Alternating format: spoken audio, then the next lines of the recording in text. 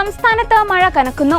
ബംഗാൾ ഉൾക്കടലിൽ തീവ്ര ന്യൂനമർദ്ദം രൂപപ്പെട്ടതിനെ തുടർന്ന് അടുത്ത 5 ദിവസം സംസ്ഥാനത്ത് ശക്തമായ മഴ തുടരുമെന്നാണ് മുന്നറിയിപ്പ്. അതേസമയം നദീതീരങ്ങളിൽ വെള്ളപ്പൊക്ക മുന്നറിയിപ്പ് നൽകിയിട്ടുണ്ട്. വടക്കൻ കേരളത്തിൽ ശക്തമായ കാറ്റും മഴയും വ്യാപക നാശനഷ്ടമാണ് ഉണ്ടാക്കിയത്.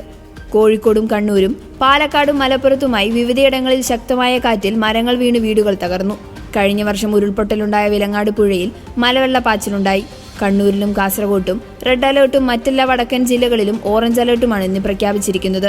ഇന്നലെ രാത്രിയും ഇന്ന് രാവിലെയും ഇടവിട്ട ശക്തമായ കാറ്റും മഴയും വടക്കൻ ജില്ലകളിൽ ഉണ്ടാക്കിയത് വ്യാപക നാശനഷ്ടമാണ്.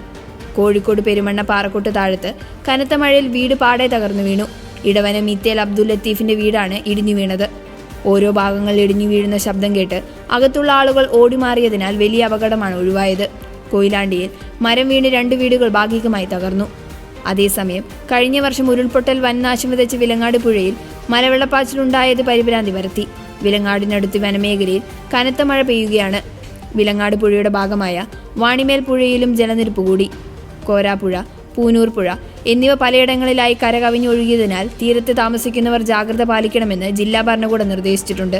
വെള്ളം തുറന്നുവിടാനായി കക്കയം ഡാമിൽ ബ്ലൂ അലേർട്ട് പ്രഖ്യാപിച്ചിട്ടുണ്ട്.